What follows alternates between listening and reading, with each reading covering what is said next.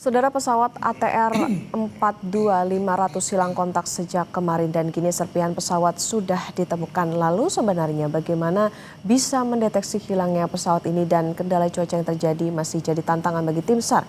Kita akan bahas bersama dengan pengamat keamanan dan keselamatan penerbangan, Marsma TNI Purnawirawan Agung Sasongko Jati. Selamat pagi Pak Agung. Selamat pagi. Kabar sehat ya Pak ya? Ya, baik. Pak Agung, ini tadi dari informasi yang sudah kami terima dari jurnalis Kompas TV di lapangan, ini sudah ditemukan serpihannya Pak.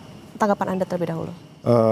Ya bagus sekali serpihannya. Sebetulnya dari kemarin serpihan sudah ditemukan, namun ternyata badan pesawat karena mungkin dia ada kerasnya kecepatan pesawat sehingga terlempar ke lokasi yang lain dan bertemukan. Jadi ternyata pagi ini saya dapat informasi dari Lanut Hasanuddin bahwa ada pesawat Boeing Patroli Maritim Angkatan Udara dan heli Karakal TNI Angkatan Udara dikerahkan dan langsung mereka karena pagi ini cukup cerah langsung melihat lokasi dan menerjunkan komando pasukan gerak cepat Angkatan Udara ke lokasi langsung.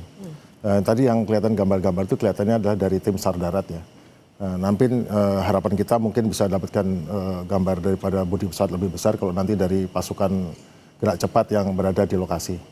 Jadi bagus sekali, jadi ada kepastian. Jadi memang masalahnya adalah mungkin kesulitan ini karena alat ELT, Emergency Locator Transmitter atau beacon yang harusnya menyala, kelihatannya tidak menyala sehingga agak menyulitkan bagi para pencari kemarin dan akhirnya alhamdulillah ketemu. Oke, kalau dari kronologisnya Pak, pesawatnya sempat hilang kontak dan lain sebagainya, analisa Anda? Jadi gini, saya mau koreksi sedikit ya. Jadi sebetulnya pada saat pesawat itu mendekati Makassar, mereka sudah kontak kepada approach Makassar, kemudian ke Bandara Makassar, Tower Makassar. Jadi untuk instrumen approach ALS, intercept ALS atau instrumen landing system runway 21. Di pesawat ini kita ketahui dari aplikasi penerbangan bahwa mereka saat meninggalkan Lanut Adi Sucipto, Bandara Adi Sucipto di Jogja, begitu melewati pantai Pulau Jawa langsung turun ke bawah dan mereka kayak terbang rendah di Pulau Bawean ya. Kemudian lanjut lagi naik ke atas ketinggian 7.000, kemudian mendekati Makassar mereka turun lagi melihat pulau-pulau di sebelah barat kaki Makassar, kakinya Pulau Sulawesi itu. Kemudian mereka menyusuri pantai di pantai timur dari pantai barat daripada daerah sana, Sulawesi Selatan. Setelah itu baru mereka kembali dan langsung akan kembali untuk mendarat di runway 21. Nah saat itulah mereka sudah berkomunikasi dengan ATC, Air Traffic Controller Bandara Hasanuddin, dan diarahkan untuk menuju ke poin Openg, yaitu poin di mana mereka initial approach untuk ILS landing. Namun diketahui dari aplikasi penerbangan bahwa pada menit saya koreksi juga jamnya itu sebetulnya waktu Indonesia bagian tengah sudah jam 12.23. 12.22 mereka nampak di situ dan pada saat 12.23 saat terakhir berkomunikasi nampak di aplikasi tersebut bahwa mereka ketinggiannya ada 5.150 feet above ground level atau mean sea level dengan kecepatan 225 sekitar itu dan berada pada daerah northeast daripada Bandara Hasanuddin. Nah pada saat itu hilang dan memang sangat riskan pada ketinggian itu di daerah itu karena kebetulan gunung-gunung di situ ya tingginya sekitar itu juga. Oke. Nah itu yang jadi pertanyaan adalah mengapa lewat situ. Tapi juga tidak heran karena mereka sebelumnya terbang rendah, jadi kemungkinan mereka terbang rendah menyusuri daratan. Nah kalau daratan naik ya terbangnya naik juga. Jadi istilahnya follow the terrain. Nah ini kelihatan adalah sepertinya ini control flight into the terrain, FAT. Jadi memang terbang secara terkontrol dan menabrak pegunungan atau punggung bukit. Masalahnya ini apakah sebabnya apa, kita tidak bisa. Itu analisa yang tepat adalah dari KNKT nanti. Namun kita ketahui bahwa di daerah semacam itu pada pukul siang sekitar jam 12 itu dengan angin cukup kencang dari laut mungkin dan melepuh puing-puing itu kemungkinan bisa ada turbulensi yang cukup besar di daerah pegunungan semacam itu dan sangat riskan bagi pesawat untuk terbang rendah di dekat-dekat atau puncak-puncak gunung ataupun di daerah yang seperti itu. Jadi menurut saya adalah sekarang yang penting adalah menemukan kotak hitam, baik berupa voice data recorder dan mungkin flight data recorder, serta biarkan nanti KNKT yang membacanya dan untuk mengetahui persisnya apa yang terjadi. Kenapa melewati rute itu, karena memang seharusnya kalau menuju ke suatu bandara, khususnya untuk instrumen approach landing itu semua harus sampai ketinggian Ya ini, jadi setiap bandara itu punya ketinggian. Kalau dia masuk daerah timur laut, dia ketinggian berapa, dari selatan, dan tergantung. Kalau umpamanya daerah itu hanya berupa lautan atau daratan rendah, mungkin mereka cukup mendekat ketinggian 3.000. Namun kalau daerah itu adalah daerah berbukit-bukit, bergunung-gunung, maka biasanya ditambahkan 2.000 feet atau 3.000 feet. Umpamanya dari sana ketinggiannya 5.000 feet, gunung tertinggi. Meskipun satu puncaknya saja, tapi biasanya langsung oleh regulasi penerbangan diatur menjadi 7.000 feet. Dia terbang 2.000 kaki atau 3.000 kaki di atas itu.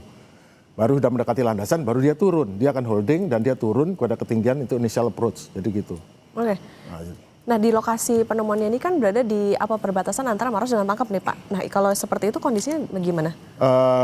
Mengenai kondisi terbang di udara itu tidak melihat batas darat. Jadi mau berada dimanapun dengan cepatnya kita bisa berada di Kabupaten A, kemudian di Kabupaten B gitu. Jadi tidak ada kaitan dengan, mungkin masalah akan timbul bagi pencari yang di bawah ya, atau kalau kita naik lewat darat. Tapi begitu di udara, itulah makanya keunggulan di udara adalah kita tidak melihat batas itu sebagai halangan. Jadi boundary atau bentang alam atau berupa pegunungan atau sungai atau danau laut bukan masalah bagi udara. Itulah keunggulan daripada kekuatan udara atau air power ataupun dirgantaraan. Jadi tidak ada masalah mengenai itu. Namun masalah terbesar memang bagi para pencari. Karena biasanya di daerah-daerah perbatasan tersebut, apalagi bukan di kota-kota, makanya infrastruktur jalan biasanya kurang baik kan. Nah, itu jadi masalah. Oke, ada beberapa dugaan Pak, termasuk salah satunya KNKT yang menduga karena emergency locator transmitter yang tidak berfungsi. Penjelasan Pak. Penyebab sulitnya ditemukan karena emergency locator transmitter. Kita harus tahu bahwa emergency locator transmitter itu dipasang biasanya kalau di pesawat penumpang ya, biasanya ada dua, satu yang portable diletakkan di depan bisa digapai oleh kru, dan satu lagi yang bersifat permanen berada di belakang pesawat.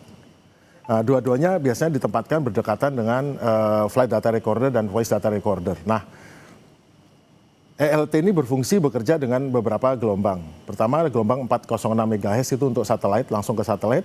Kedua gelombang 121.5 untuk VHF dan 243 MHz untuk UHF. Nah, untuk yang satelit ini biasanya dipancarkan. Jadi satelit untuk SAR itu terbagi atas satelit yang ketinggian geostationary orbit di ketinggian 35.000 kaki, itu ada 4 satelit dari Amerika dan Eropa serta India.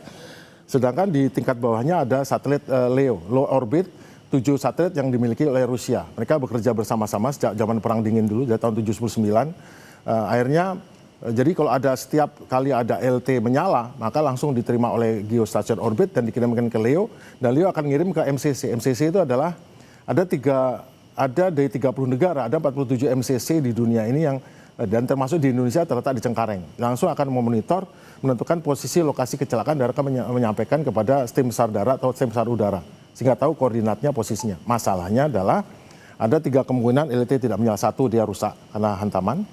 Kedua, karena antenanya lepas. Dan ketiga, karena memang masuk ke dalam tempat yang tertutup oleh jurang atau tertutup oleh dinding bukit. Namun tentu tidak ada alasan untuk satelit, pasti ketangkep. Dan juga kadang-kadang kalau nyemplung ke air, maka dia ada pinger. Pinger itu ada semacam bip yang menyala underwater sehingga bisa terdengar. Dia bisa menyala untuk yang satelit selama 24 jam. Untuk yang frekuensi 121.5 dan 243 MHz itu bersama 48 sampai 50 jam. Jadi sebetulnya nggak ada alasan. Nah, masalahnya kelihatannya dengan hantaman yang besar ini rusak. Karena diaktifkannya ELT ini dengan benturan atau adanya kekuatan gravitasional yang sangat besar mendadak yang bisa dikategorikan terjadi impact, maka dia akan langsung diaktifkan.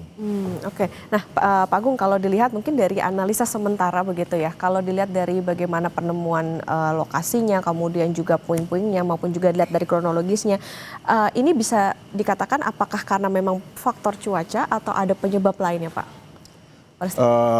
Pilot, gini, jadi penerbang pada saat terbang rendah itu terbang dalam situasi VFR. Visual flight rule, terbang dengan melihat. Dia betul ngelihat instrumen di dalam, tapi dia ngelihat keluar. Wah, saya terbang ke sini. Apalagi terbang rendah. Atau tidak gitu. Kalau terbang rendah, wah saya terbang di sela-sela bukit, saya terbang di atas sungai, saya terbang melewati celah ini, celah itu. Nah, itu adalah VFR. Namun kalau saat dia menuju untuk landing melalui ILS, namanya juga Instrument Landing System. Berarti harus instrumen, terbang instrumen. Nah, terbang instrumen adalah terbang dan tidak melihat luar. Dia melihat ke instrumen saja. Namun persyaratan terbang instrumen, dia harus pada ketinggian titik lokasi yang tepat. Dia boleh berada di atas gunung, tapi kalau ketinggian instrumennya 7.000, dia harus 7.000. Tapi kalau kita terbang visual, visual tanpa menggunakan instrumen, ya kita nggak apa-apa terbang lewat celah-celah bukit, di atas ini nggak ada masalah, karena nanti kita akan membawa diri kita secara visual menuju ke initial point untuk landing. Nah sekarang ada unik nih, dia kondisi terbang visual, kemudian mendarat menuju terbang instrumen. Nah,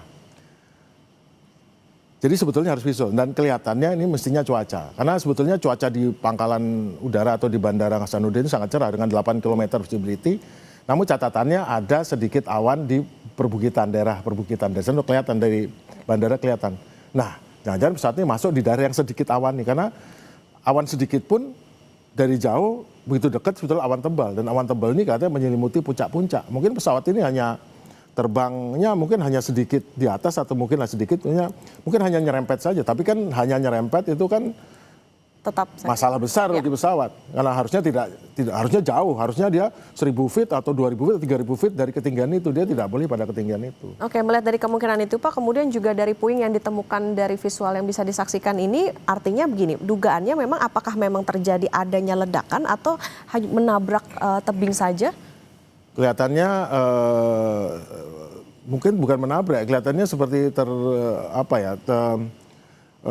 menabrak tetapi tidak menghantam tebing, tapi dia seperti menabrak permukaan gitu, sampai karena kecepatan tinggi dia akan terlempar pada jarak yang cukup jauh. Karena di puncak sana kan ketemukan lembaran-lembaran bodi pesawat bagian bawah itu. Ya. Kemudian tidak ketemu di situ, berarti pesawatnya masih terlempar ke arah yang dicari, yang ketemu sekarang ini. Oke, itu ada kemungkinan nggak Pak? Misalnya kan tadi kalau dikatakan oleh jurnalis Kompas TV di lapangan bahwa itu akan diperluas lagi areanya. Seberapa jauh kemungkinannya untuk ditemukan lagi di lokasi yang lain begitu? Kalau dia tidak berhenti karena menghantam tebing atau masuk ke suatu tempat yang ini ya, berarti dia akan cukup jauh untuk glosor, istilahnya bisa terglosor ataupun terlempar seperti dilemparkan kan, seperti ada pesawat, ada sesuatu yang terbang, kemudian kita terpukul gini kan dia akan terlempar, seperti halnya kita lempar sesuatu, menghantam apapun, dia akan terlempar terus, selama itu tidak ada yang suatu dinding yang menghentikan dia. Oke, nah Pak, kalau dilihat dari saat ini bagaimana topografi di lokasi ditemukannya, kemudian juga faktor cuaca, apa yang bisa menjadi tantangan bagi untuk tim yang mengevakuasi di sana untuk bisa menemukan bagian-bagian lainnya, termasuk tadi yang sangat penting kan black box salah satunya. Kita bisa lihat nih bentang alam dan cuaca. Cuaca menghalangi visibility dan bentang alam ini yang membuat kita bisa lihat di sini betapa jurang-jurang ini akan menyulitkan untuk mendapatkan.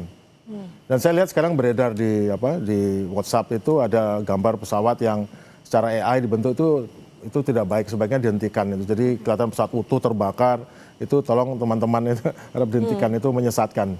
Kondisinya seperti ini, dia berkeping-keping seperti ini.